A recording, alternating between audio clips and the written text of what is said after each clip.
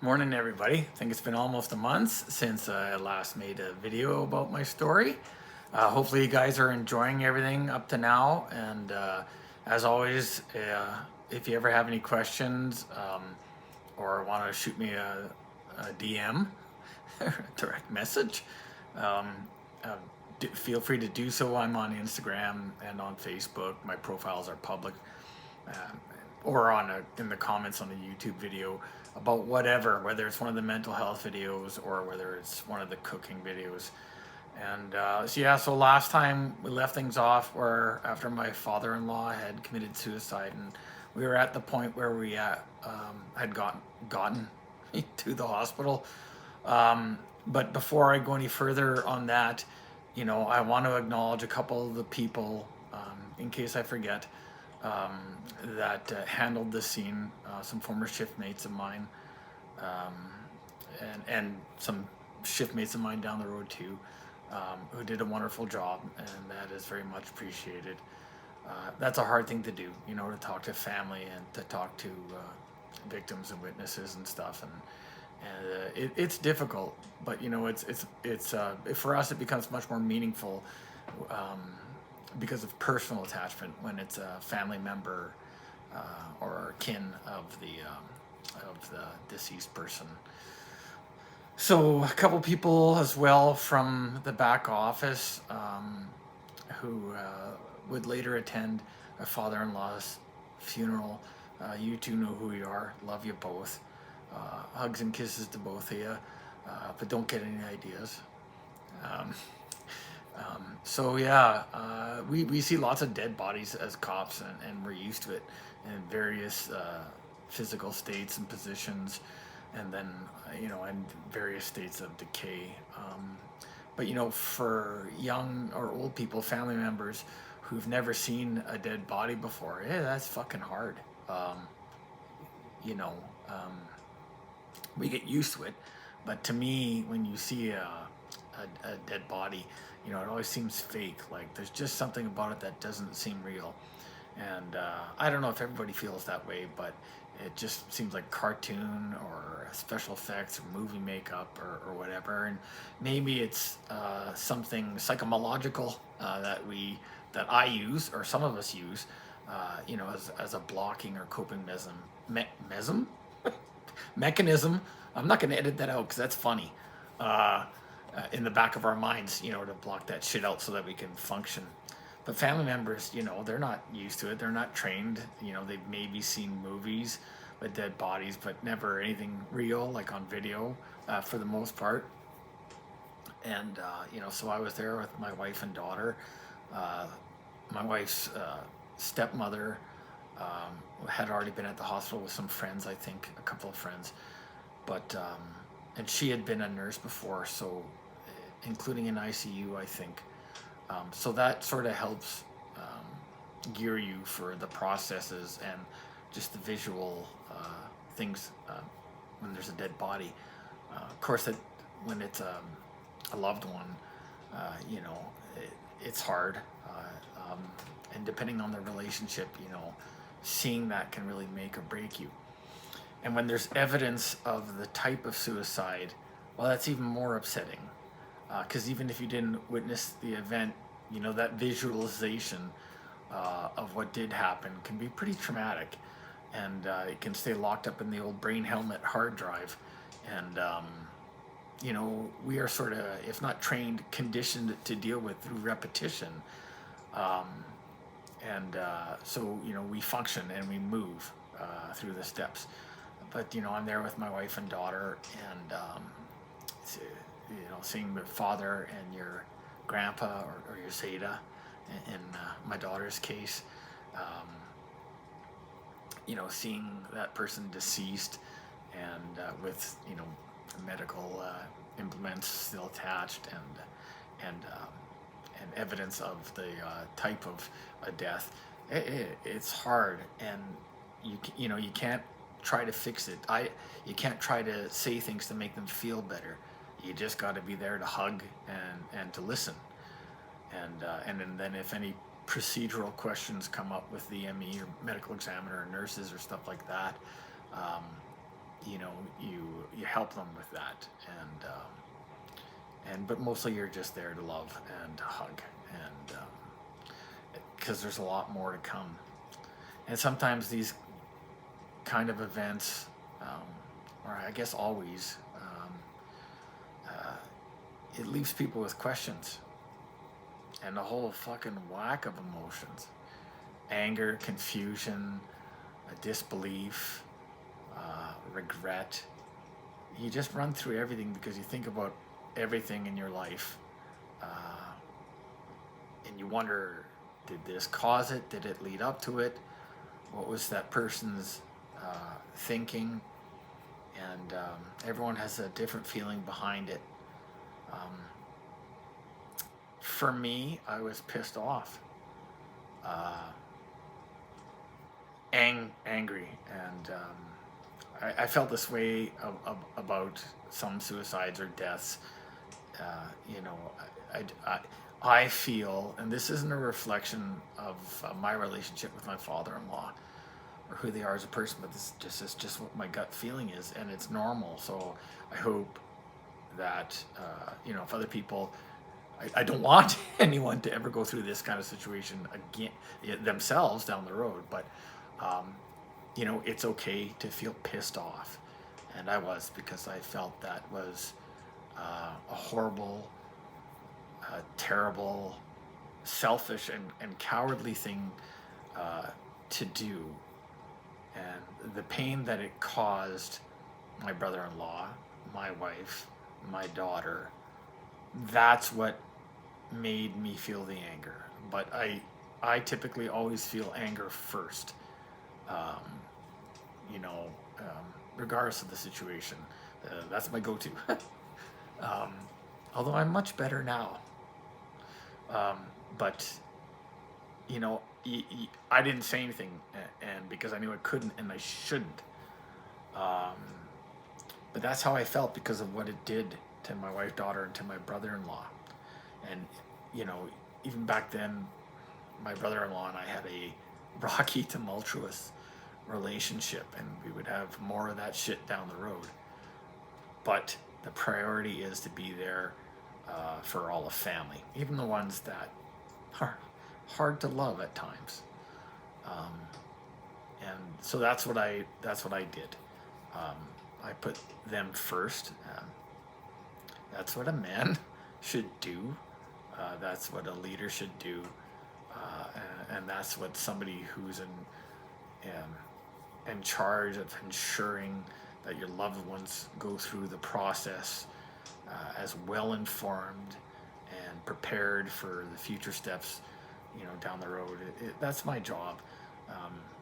Of course, a woman can do that. Of course, a wife can do that. But this situation, that was my duty, you know, and that's just the way I feel. And so, and this event also complicated relationships down the road between family members, because what are the things that always do? Death and money. And here's what was a situation that would, over a period of time, continue, and maybe even a little bit to this day, be cause for division or tension between family members, and that's just the way it is, and you can't fix that. It's not, and it's not. It wasn't my job to fix it. My job is to be there for my immediate household, and my wife and my daughter. So you have to put. I had to put my relationships with other people aside, and for the sake of looking after my immediate household first. And again, if that ever happens to any of you out there, try to do that. If you don't know how, call me or message me, or you know, appear in the behavioral health unit, or a trusted friend or supervisor or loved one, or a mental health professional, psychiatrist, psychologist, yeah, even social workers. They can be okay sometimes too. But yeah, seek help and do it right, and that takes guts and it's toughness.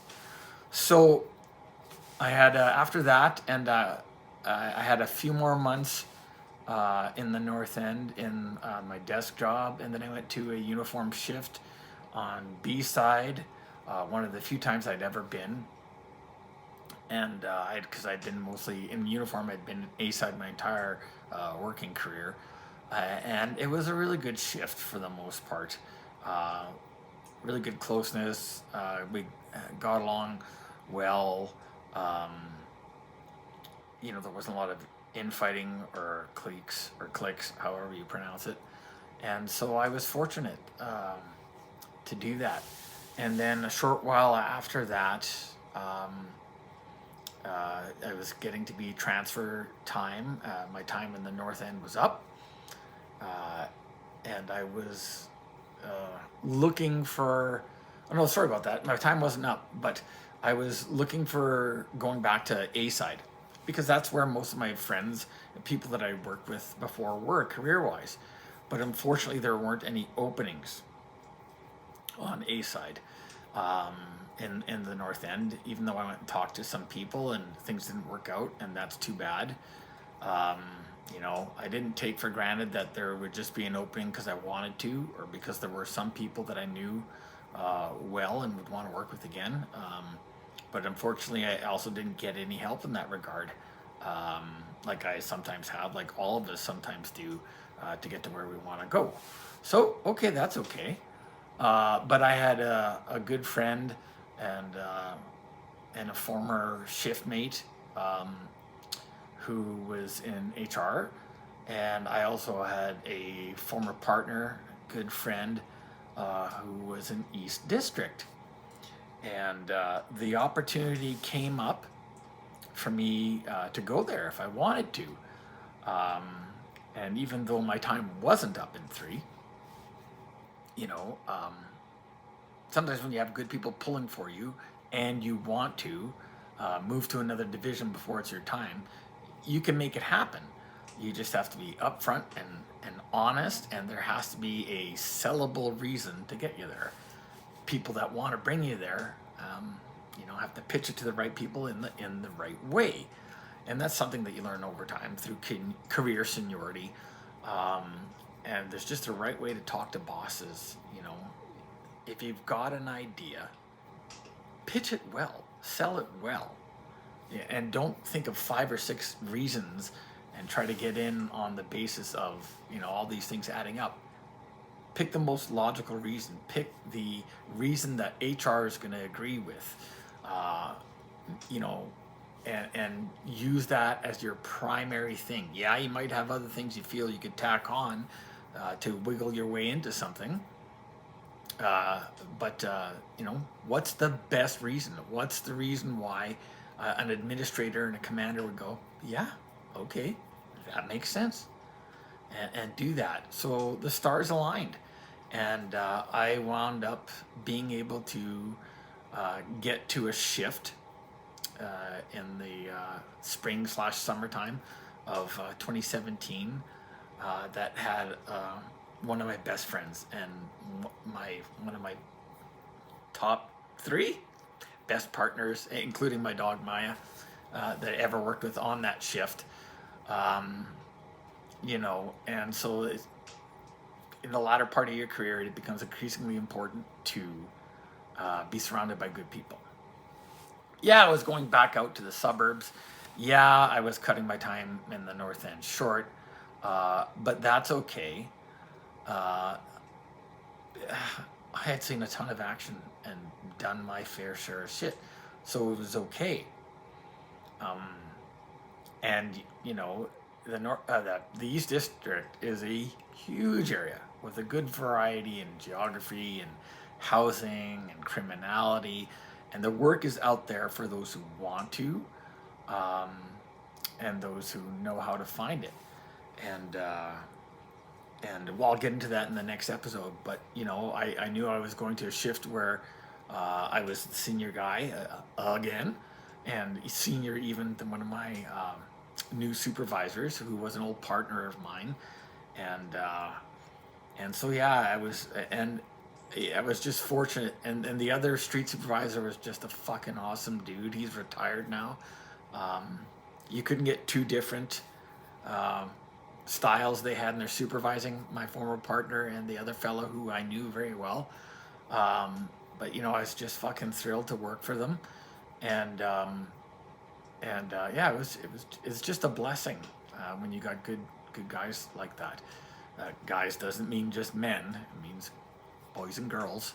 Um, but it's just a blessing. And then the shift supervisor was someone that I knew who they were.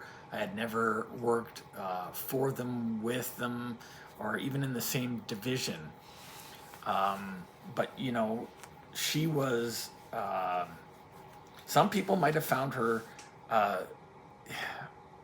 cold and not friendly, but you know, one thing I've learned from over the years, if you don't take the time to talk to someone, then you don't know what they're like. And what some people find to be cold and unfriendly, I found, and in her case, I found, was no drama, no nonsense, no fucking bullshit, a focused and intelligent and results driven person. She was a great fucking boss. Just fantastic. Um, you know, you could, in confidence, go to that person and ask them investigative questions or policy questions, and you were confident you were getting the right answer. Might not have liked it, but that's fine.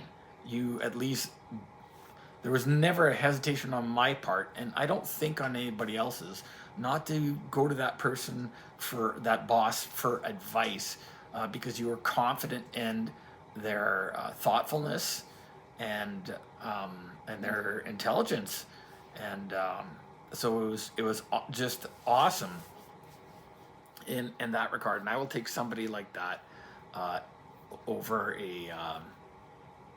a friendly, non-intelligent, um, dramatic person in terms of a shift supervisor anytime. And if I could still work, and that person was still working, I would work for them again any day.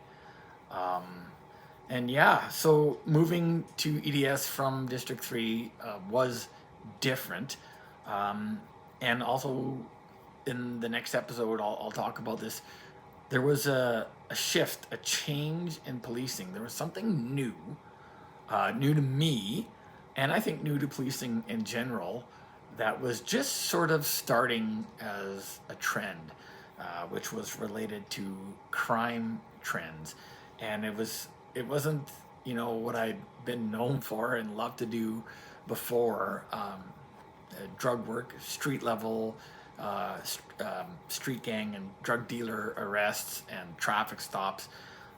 This was something really, really new, and it was a few different things that really sort of made for the perfect suburban nightmare with respect to property crime victimization.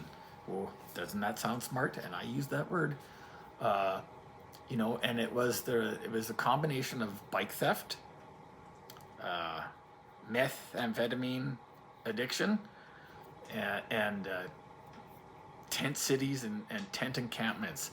And that was something that was, you know, we were at that time, at least here in Winnipeg, and it was quite prominent, even in the good neighborhoods of East District. Even in my neighborhood, those things were popping about.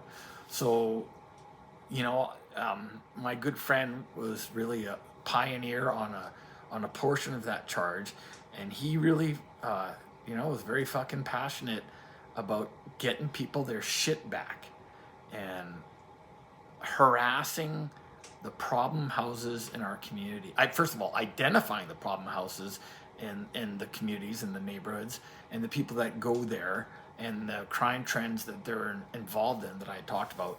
You know, he was really I would say, key figure in developing some strategies for that. And I very excitedly joined in, shifted my focus from the work that I used to have a lot of jam for, but that was sort of starting to fade. That energy was just starting to give way, You know, it was time for younger bucks and does to develop initiative and hunt things down, people down proactively, not for sport. So don't worry. Um, and I jumped in because it was good work, and what that did, him, you know, field training his guys and showing them that, and that initiative rubbing off on other people of the shifts, and then, you know, me as a senior guy and often an acting supervisor getting on the bandwagon for that. Well, that caused people to get excited about that shit, and that's when work is the best. That's when the job is the best. When everyone loves to get involved, and you're getting involved in something, and then people come running because they know you're going to dig some shit up. And so yeah, we'll get into that next time. We're just at the 21-minute mark. And until then, take care of yourselves, take care of each other, love your job, love your days off even more. And like it'll say at the end of the video, if you need help, talk to someone. The number's out there on the screen, or get a hold of someone that you're comfortable with if you're going through some tough times or need some advice or guidance, and get the help you need. The only stupid question is the one not asked. Bye, guys.